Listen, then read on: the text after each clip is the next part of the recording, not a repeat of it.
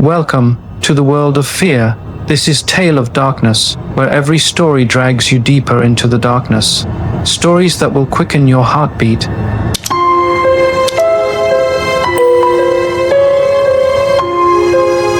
I shouldn't be telling you this, but I can't keep it to myself anymore.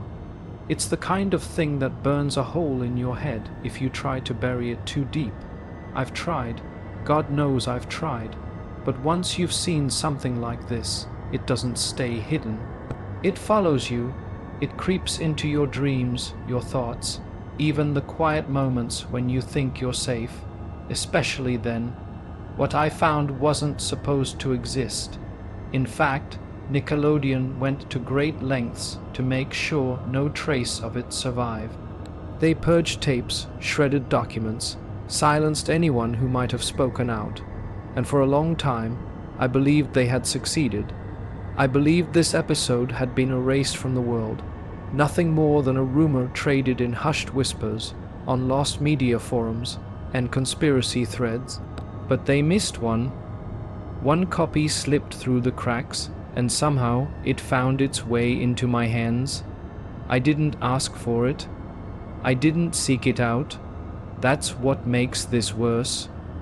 I stumbled across it, and the second I pressed play, I crossed a line I'll never be able to step back from. I know what you're thinking. You've heard about lost episodes before. Creepy rumors, campfire tales of distorted cartoons and weird animations. Stories designed to spook kids on Reddit or fuel clickbait YouTube videos. But I need you to listen carefully when I say this. This one is different. This isn't a story, this isn't fiction.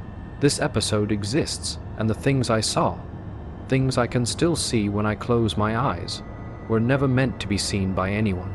Not by me, not by you, not by anyone, and yet here we are. I should stop right here. I should slam my laptop shut and pretend this never happened, because telling you the truth doesn't just put me at risk, it puts you at risk too. There's a reason Nickelodeon tried to bury this episode so deep. There's a reason even the animators won't talk about it. You weren't supposed to know, no one was, but you do now, and if you're still listening, that means curiosity already has its claws in you. That's how it starts, that little itch at the back of your mind, the one whispering what if it's real, that hunger to see what you shouldn't, to know what you're not supposed to know. I had it too. It's why I pressed play, even when my gut told me to stop. And it's why you'll keep listening, even after I warn you again. You won't be able to unhear what I'm about to tell you. This isn't just a cartoon. It's not some silly creepypasta with jump scares and static. What I saw was something broken, something malicious hiding behind SpongeBob's yellow grin.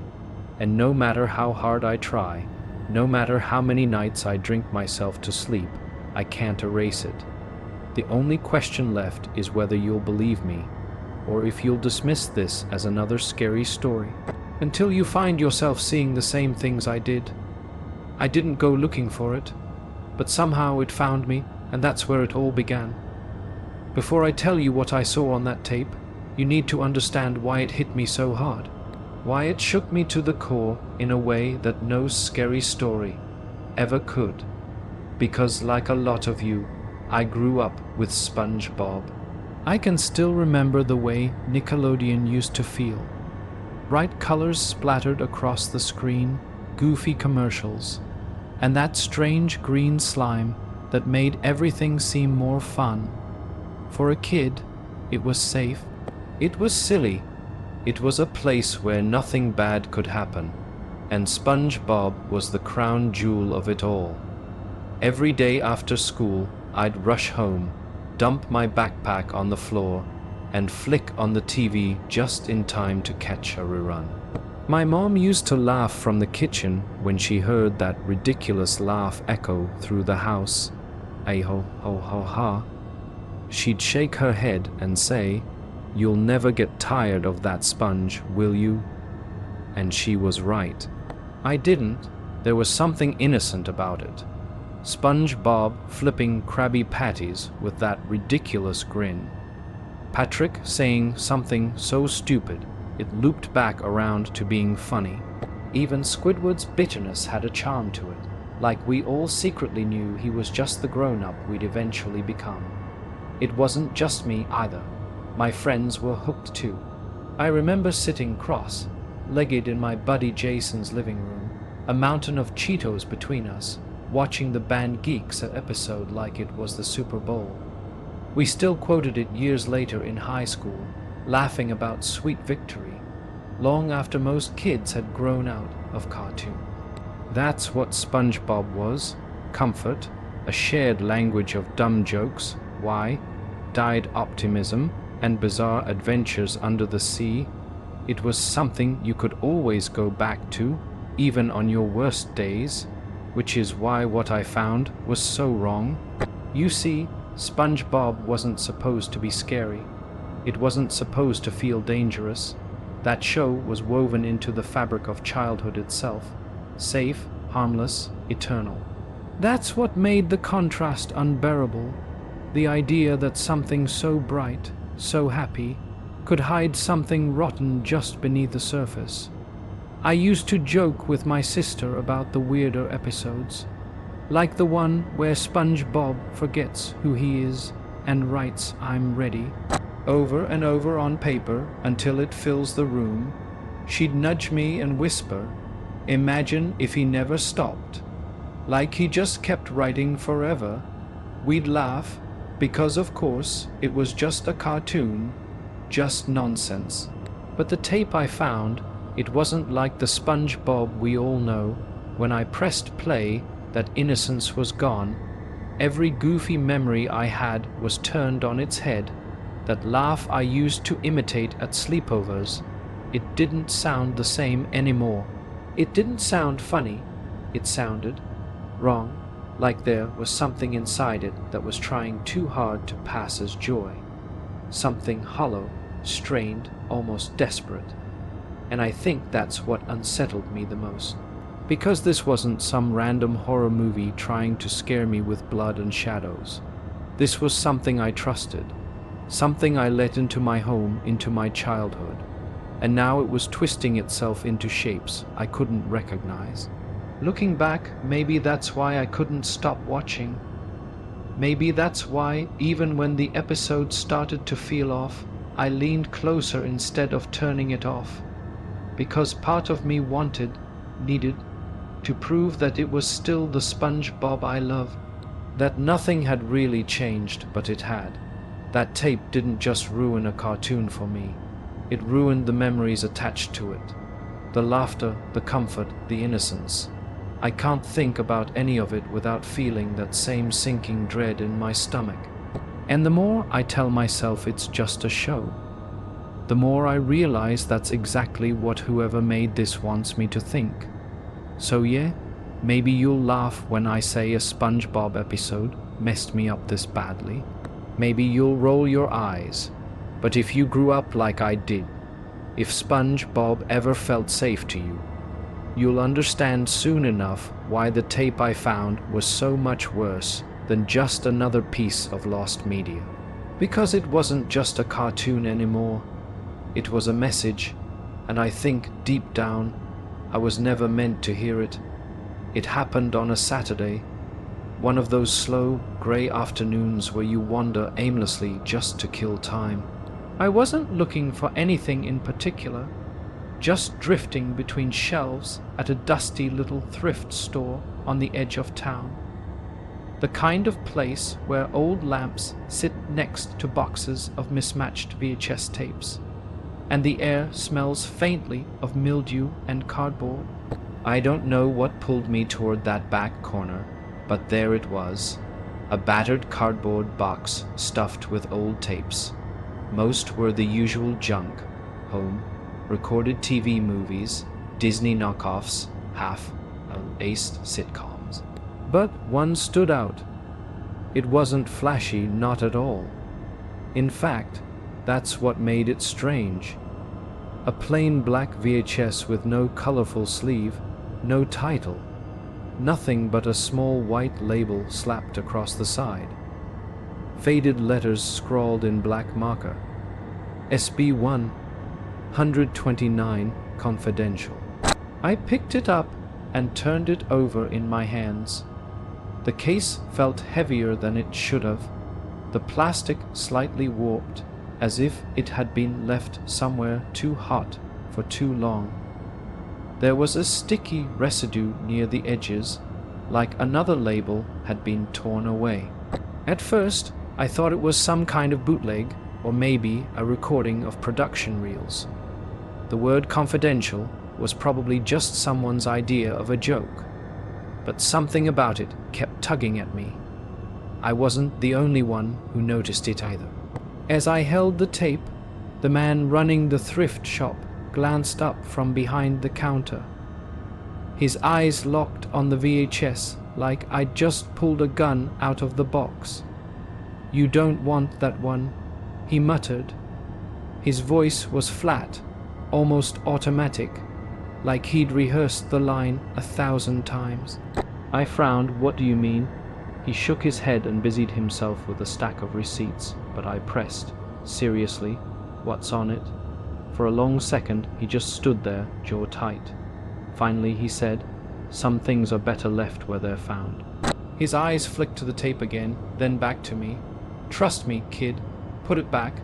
That should have been enough." Any sane person would have shrugged and moved on.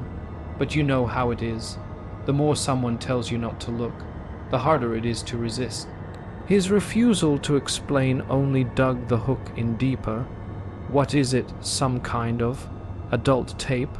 I tried to joke. The man's face hardened. No, worse.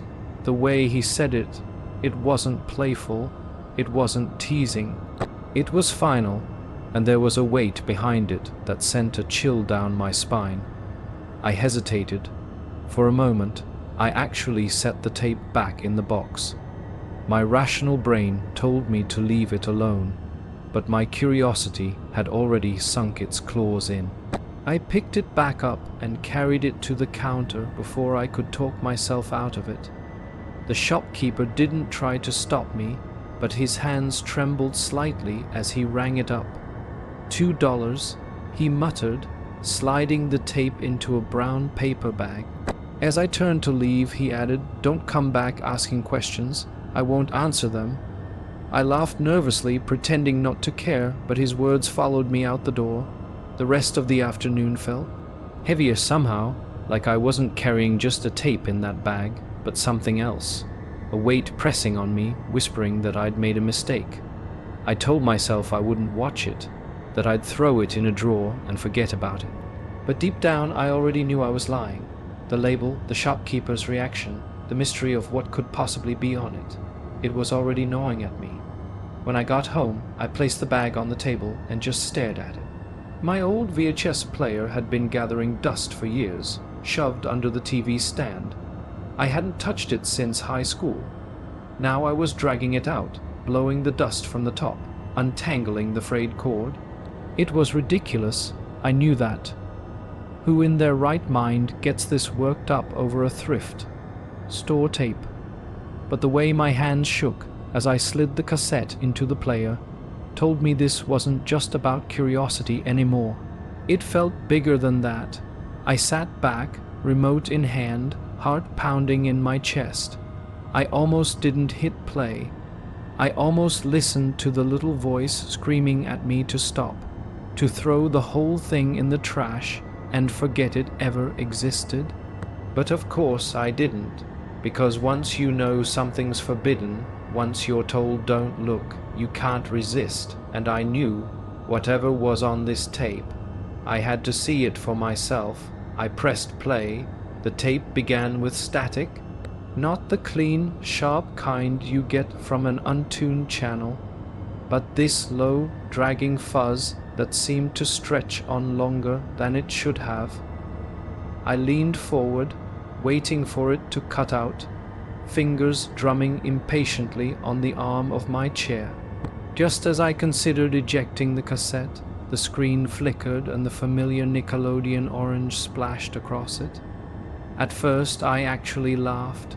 Relief washed over me, all that built up the weird thrift shop drama. It looked like it was just a normal SpongeBob episode after all. Except, not quite, there was no title card. You know how every SpongeBob episode starts with that jaunty little ukulele riff and the narrator's booming voice. Are you ready, kids? But here, the screen just lingered on black for a beat too long before cutting straight into the show. No song, no announcer, no goofy title art. Just silence. The episode opened on SpongeBob's Pineapple House. He was in his bed, snoring in that over-the-top, silly way he usually does. But the sound was wrong. It wasn't crisp, it wasn't cartoonish. It was muffled, dragged out, like it had been slowed down just slightly. His snores sounded almost human, like some guy with a mic pressed against his throat. I remember leaning back and frowning. Weird, I muttered to myself, probably just a bad recording. Old tapes degrade, right? No big deal. But then I noticed the background music, or rather, the lack of it. Normally, SpongeBob episodes are flooded with those bouncy Hawaiian steel guitar jingles. But here, nothing, just the faint hum of static behind the dialogue. The silence made the colors seem too bright, the characters too stark against the backgrounds. The first real line of dialogue came from SpongeBob himself. He sat up in bed, blinking at the alarm clock, and said, "I'm ready." Simple enough, except he didn't say it in that high-pitched, excitable squeal. His voice sounded strained, almost hoarse, as if whoever recorded it had been awake for days. He said the phrase once, then again, slower each time, dragging the words out until they sounded less like excitement and more like obsession. I shifted uncomfortably in my chair. Okay, yeah, this is definitely not a normal rip. The scene dragged on. SpongeBob just sat there, muttering, I'm ready. Over and over, his wide smile frozen on his face, his eyes blinking out of sync with the words. At one point, his pupils seemed to wander, just slightly, like they were drifting toward the viewer instead of toward the clock. I reached for the remote. Part of me wanted to stop it right there, the sensible part, but then I laughed at myself. Come on, I thought. It's just an old tape. Bad audio, corrupted frames. Don't be the guy who gets freaked out by SpongeBob of all things. So I kept watching. SpongeBob eventually stood up, but his movements were sluggish, jerky, like the frames were missing or out of order. When he walked to the kitchen, his footsteps echoed unnaturally, too loud, like they were being recorded in an empty warehouse instead of a cartoon living room. The camera panned across the kitchen table, where a bowl of cereal waited. Normal, right? Except the cereal didn't look like those colorful O's you usually see in cartoons. It looked like little black discs floating in gray milk. And when SpongeBob took a bite, the crunch was deafening. It made me wince, like someone biting down on dry gravel. That's when I almost hit stop. Seriously, my thumb hovered over the button, but then I thought, if I quit now, I'll never know what the big deal is. I'll just be another idiot who scared myself out of finishing a cartoon. So, like the idiot I am, I pressed play again. The next scene cut to the Krusty Krab. That should have been comforting, familiar. But the restaurant was empty. No customers, no background chatter, no frying patties. Just SpongeBob standing behind the register, staring at the camera. His face twitched, like the animation loop had been spliced together wrong. "Welcome," he whispered, not shouted, not cheerful. Whispered. The word hissed through the speakers, elongated and broken, as if the tape itself was struggling to keep it intact. The camera angle didn't move. It just held on SpongeBob's face. His smile stretched wider and wider, far past the lines of his cheeks, until it looked painful. His teeth were too many, jagged, irregular. They didn't look drawn. They looked Real? I froze, heart pounding. The screen glitched, fuzzing with static for a second before snapping back. Now, SpongeBob was in Squidward's house, standing over his bed. Squidward's eyes were wide open, staring blankly at the ceiling, while SpongeBob loomed above him, still smiling, still whispering, "I'm ready." Something about Squidward's expression made my stomach turn. His skin was grayish, his eyes bloodshot, tears streaming down his face, and the whispering kept getting louder, closer, like it wasn't just coming from the TV anymore, but from right behind me. That was the moment. The moment I should have stopped. The moment I should have ripped the tape out, snapped it in half, and burned the pieces. But of course I didn't, because I had to know what happened next. What happened next. I don't even know how to put it into words. I can't describe everything I saw. No one could. But I'll try. Because if I don't, if I just keep it inside, it'll rot me from the inside out. At first, the episode tried to keep up the illusion of normalcy. SpongeBob walked into the Krusty Krab kitchen, spatula in hand, humming like he always did. Except his humming wasn't cheerful. It was low, guttural, dragging, like a monk chanting in some foreign language I couldn't recognize. The sound filled the room, bouncing in my skull until it gave me a headache. He muttered something under his breath, words I almost didn't catch. The ocean is endless. The ocean is empty. My breath caught. I actually rewound to make sure I'd heard him right. And I had.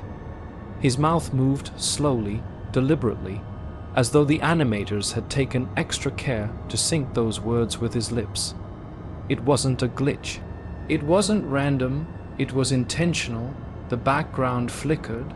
For a second, I thought it was just static, but no, it wasn't. It was a photograph, a black and white image, faint and grainy.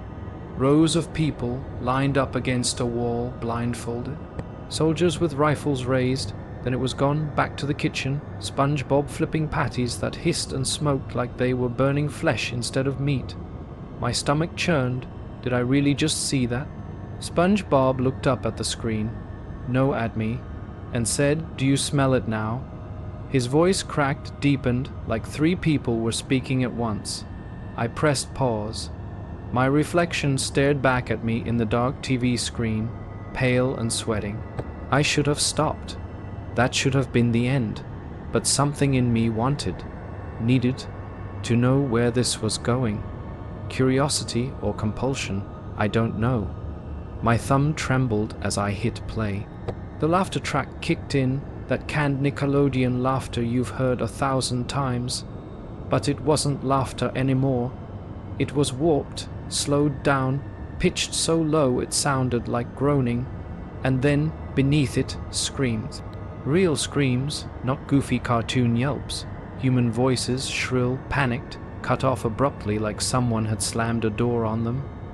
The episode cut to Squidward. He was on stage, holding his clarinet, staring straight ahead. At first, I thought it was another performance gag, but then I realized he wasn't looking at the audience. He was looking at me, directly into the camera. His eyes were bloodshot, rimmed with red, wet with tears. The longer I stared, the more I realized he wasn't blinking.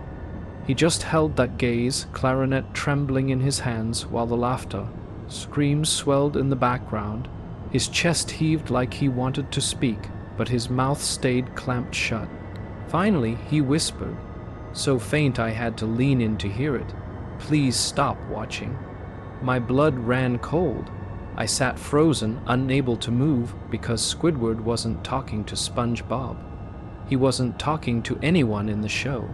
He was talking to me. Then the screen glitched again.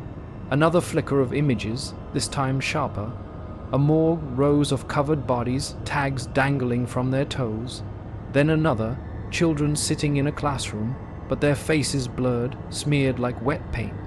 Then a body of water, calm at first, until dozens of pale shapes floated to the surface, and then back to SpongeBob. He was standing behind the counter, his smile stretched impossibly wide, his body twitching as though he were being yanked around by invisible strings. His eyes weren't cartoon eyes anymore. They were round, glossy, too real. They darted back and forth as he whispered in that same guttural chant. "We're all under the sea now. We're all under the sea." The frame jumped. The Krusty Krab wasn't there anymore. It was just darkness, broken only by that grotesque grin floating in the void. And then, as if things couldn't get worse, the laughter track returned. Except this time it was layered. Dozens of voices, hundreds maybe, overlapping, rising into a cacophony that didn't sound like laughter at all, but like pain disguised as joy. I clutched the remote so hard my knuckles turned white. My instincts screamed at me to stop it. But I couldn't look away. Squidward reappeared. His eyes were wider now, swollen with terror. His clarinet slipped from his fingers, clattering to the floor with a sound that echoed far too loud for a cartoon. He staggered forward, closer to the camera. His lips trembled, and he whispered again, "They won't let me leave." The screen shattered into static, but even through the fuzz I swore I saw shape. Faces pressing against the noise, hands reaching out like they were trapped behind the glass. And then silence. For a long, unbearable minute, the screen showed nothing but SpongeBob's house at night. No sound, no music, just the dark outline of his window glowing faintly.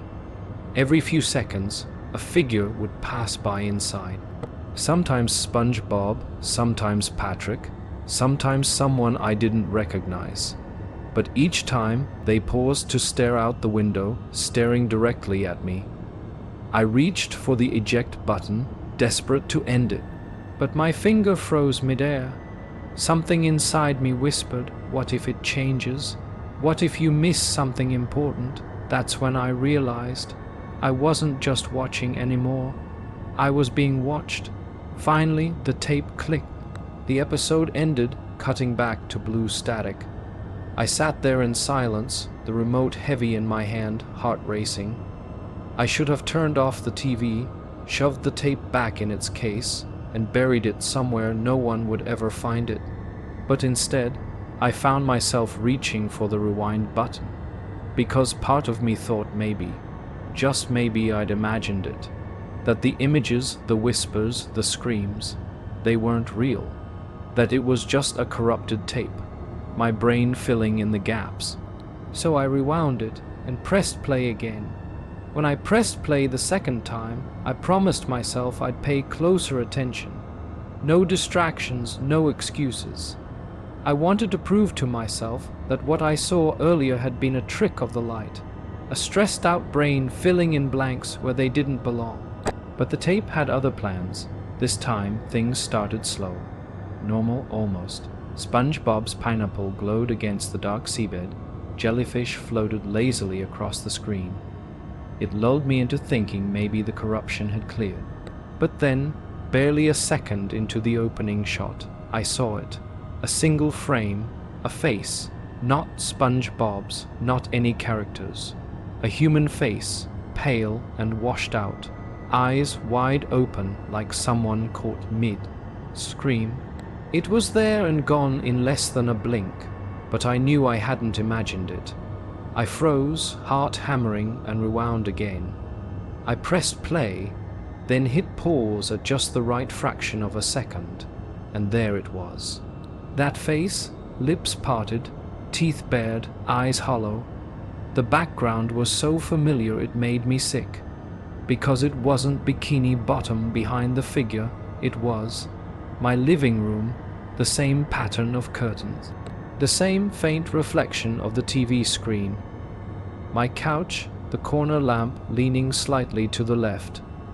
They had recorded my space, or maybe they were watching me now. I don't know how long I sat staring at that frozen image, trying to breathe, trying to make sense of it. Eventually, I forced myself to unpause. That's when I noticed the text, words flashing in the corner of the screen, so faint and distorted they were almost invisible. But if you looked just right, if you let your eyes relax, you could read them. You shouldn't be here. Then another, keep watching. And then they're watching you. I swear to you, I'm not making this up. If you ever somehow get your hands on this tape, don't. But if you do, pause around 13 minutes 47 seconds. You'll see what I mean. Just for a frame, you'll catch the words bleeding through like they were burned into the film itself. The dialogue between the characters didn't help my nerves either. At first, SpongeBob was cheerful, or at least trying to be. He bounced toward Patrick, laughing in that high-pitched way. But there was something hollow about it, like he was performing the role of SpongeBob instead of being him. Patrick looked at him and muttered, "You don't need to pretend anymore." SpongeBob froze. His eyes twitched toward the screen, then back to Patrick. "What if they hear us?" he whispered. Patrick leaned closer, his dopey smile twisting into something cruel. "They already do. They always do. That's the whole point." The laugh track cut in again, jagged and broken, like it didn't know when to stop. But underneath it, I swore I heard children crying. My throat went dry. The episode jumped to Squidward's house. He was sitting in bed, covers pulled up to his chin, eyes wide open. The clarinet leaned against the nightstand, and untouched. His lips moved, but there was no sound at first. Then, faintly, you could hear him whisper, "I can't sleep with all the voices. The kids don't stop screaming. I can still hear them in the dark." I leaned back, shaking my head. "No, no, no, no, no," I muttered out loud, because Squidward wasn't supposed to say things like that. This wasn't satire, this wasn't comedy. This was someone slipping something through that wasn't meant for kids to hear. And just as I thought it couldn't get worse, the subliminal frames came back. This time it was a morgue again. A close-up of a body bag being zipped. Then a shot of empty playground swings rocking back and forth, though no wind was blowing. Then text, flashing so quickly it was almost invisible. "Do you remember?" I paused and rewound again and again, each time seeing something new. Words hidden in the edges of frames, pictures that didn't belong. One in particular nearly made me throw up. It wasn't Bikini Bottom anymore. It was a dark room, a camera feed, and in the corner, blurred but still recognizable, me sitting in my living room watching the tape. I scrambled to my feet, heart pounding, spinning around like I'd catch someone standing there with a camera. But the room was empty. The shadows were just shadows. The silence pressed against my ears. I sat back down slowly, fingers trembling, and unpaused the tape. The show had moved to another scene. SpongeBob and Patrick were sitting together on a rock, staring off into the ocean. Neither spoke for a long moment. Then SpongeBob whispered, "Do you think they know what happens after?" Patrick tilted his head, voice low and serious. "The kids always find out, but it's too late when they do." Another burst of laughter erupted, high, pitched and distorted. Except this time, buried beneath the sound, there was a whisper, not part of the show, not part of the track. It said, "Are you still watching?" I grabbed the remote, my thumb hovering over stop, but I couldn't do it. Every bone in my body screamed to shut it off, to burn the tape, to run. But something else, a sick, gnawing need, forced me to keep going, because the truth was, I wasn't sure anymore what I was seeing. Was this real? Was it implanted? Was I imagining the messages, the frames, the voices? Or was the episode imagining me? That thought sat in the back of my mind like a hook, digging deeper every second. And when the screen shifted again, showing another impossible frame, I realized I couldn't trust my own eyes anymore. I couldn't tell where the cartoon ended and I began. I should have stopped after the second viewing. I should have burned the tape, smashed the player, walked away. But instead, I left it sitting there on my entertainment stand like some malignant shrine, daring me to touch it again. That's when the strange things started happening. At first it was the TV. I'd wake up at 3 a.m. to the flickering glow of the screen in the living room. The SpongeBob theme song would be playing, except slower, warped, like a record melting in the sun. I'd stagger out, heart pounding, and switch it off, only for it to turn itself back on again a few minutes later. Then came the voices. Sometimes I'd be drifting off to sleep and hear SpongeBob's laugh, except it wasn't really a laugh anymore. It was wet, gurgling, drawn out, echoing through the walls of my apartment like it was leaking from the pipes. Other nights it was Squidward whispering, low and guttural, "Are you still watching?" I told myself I was imagining things. Stress, exhaustion, paranoia. But then I invited a friend over. Mike had always been the skeptic in our group. He laughed when I told him about the tape. "Come on, man. You seriously think a kid's cartoon has you spooked? What's next? Teletubbies are government sleeper agents? Just watch," I said, sliding the tape into the player. He smirked, leaning back on the couch as the opening frames rolled. At first he was bored. He made jokes about SpongeBob's voice, about how low. "Where's the footage, look?" But then his face changed. I watched the blood drain from his skin as his eyes fixed on the screen. He didn't blink, didn't laugh, didn't breathe for what felt like minutes. His mouth twitched like he wanted to say something, but nothing came out. When the frame with the morgue appeared, he finally moved. He shot up from the couch so fast he nearly tripped, muttering, "No, no, I can't. Turn it off, turn it off." I paused it. What did you see?" He just shook his head, backing away from the TV like it was a loaded gun. His eyes were glassy, terrified, fixed on me like I'd done something unforgivable by making him watch. "Mike, what did you see?" I pressed, but he wouldn't answer. He grabbed his coat, slammed the door behind him, and I never saw him again. No calls, no texts, nothing. That night, I got my first email. No subject line, no sender. Just a single sentence in the body of the message. "Stop sharing the episode." I deleted it, heart racing, but then another came. And another.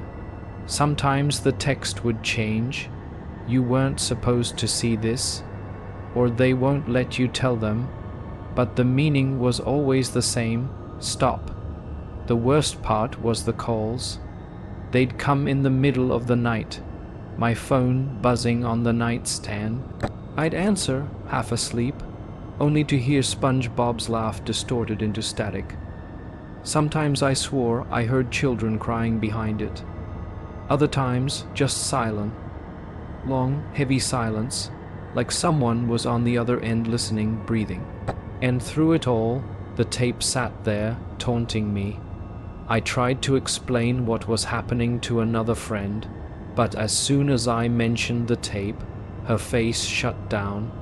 "Don't joke about that kind of thing," she snapped, like I'd crossed some invisible line.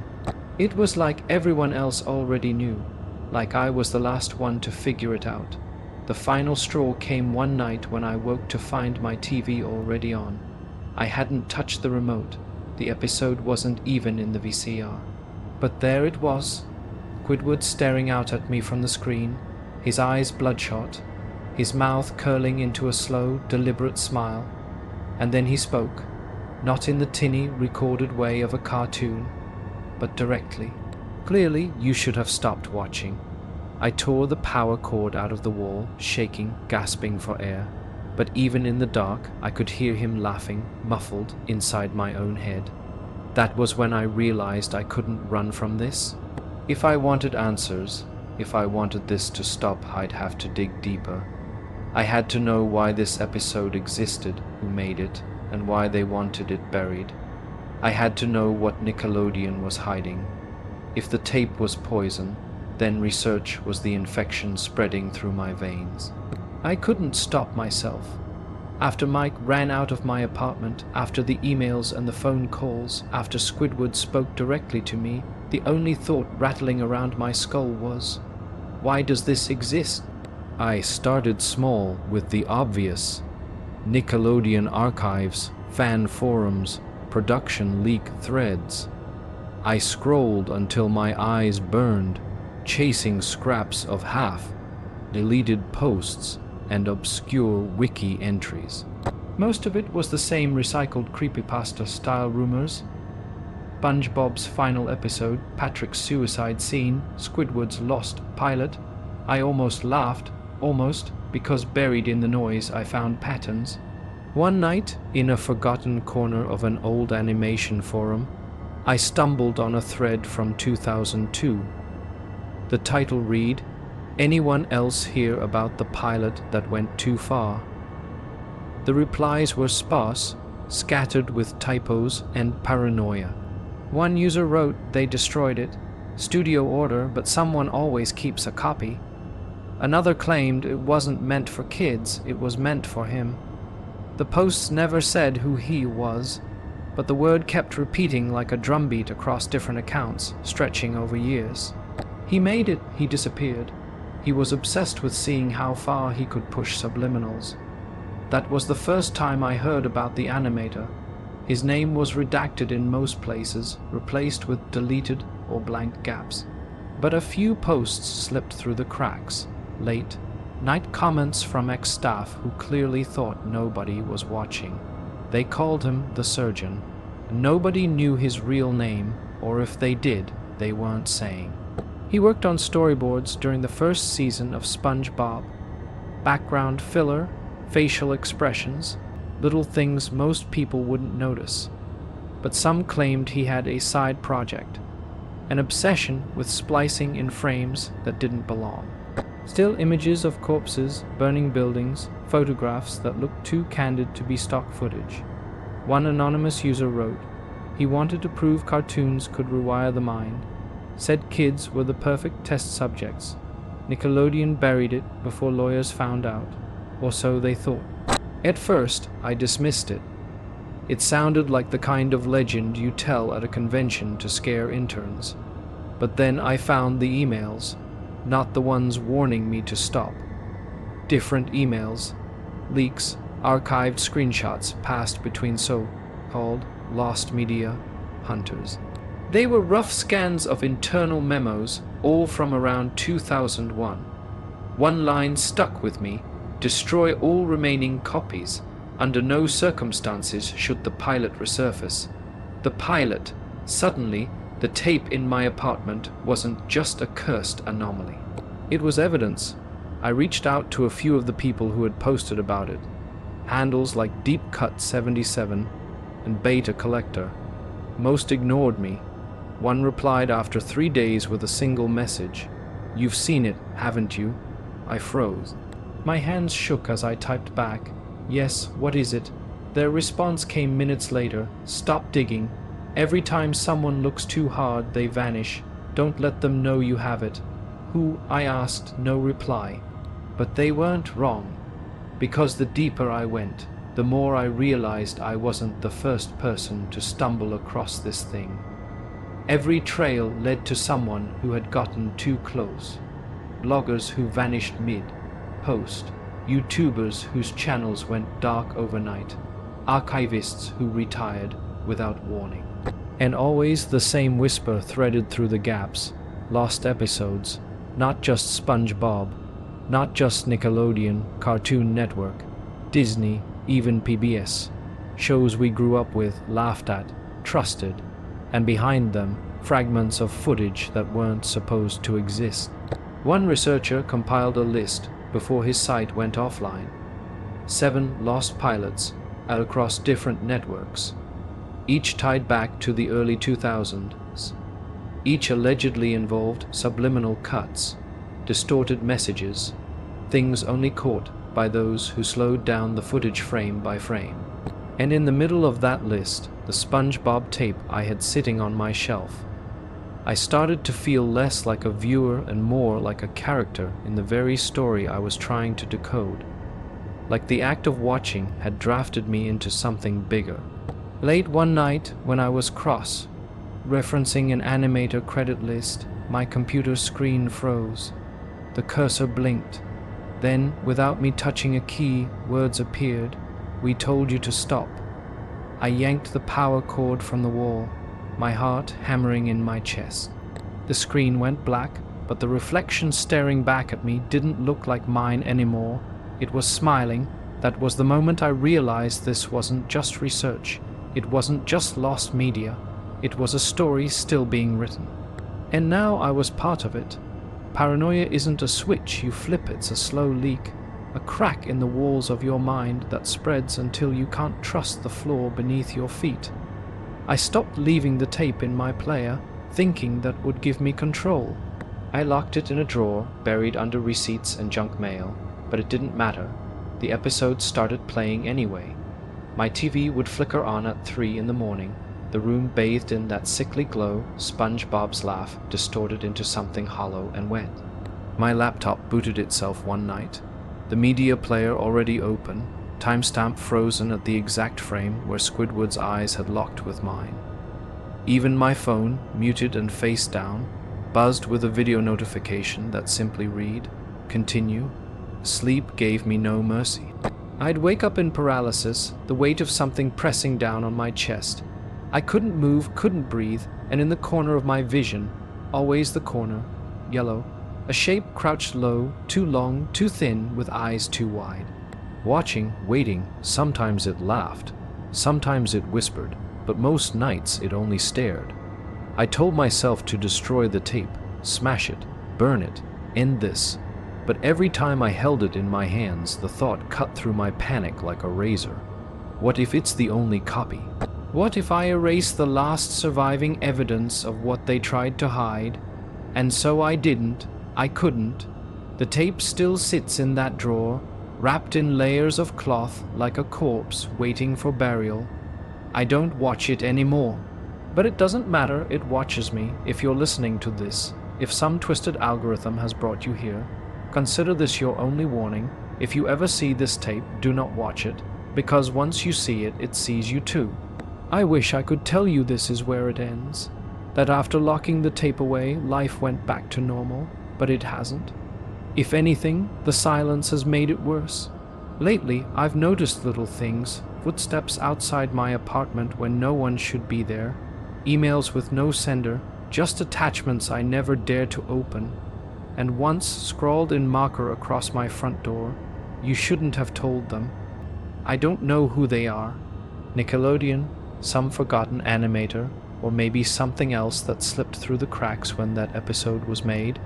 But I do know this somebody or something is already looking for me, and maybe now for you.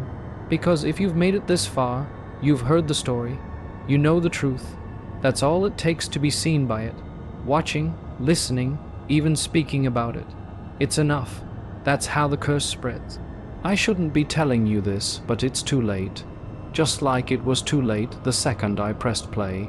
So if you've ever heard of this episode before, if you've seen even fragments of it, tell me, leave a comment. Share your story. I need to know I'm not the only one, and if you haven't, if this is your first time hearing about it, then maybe it won't be your last.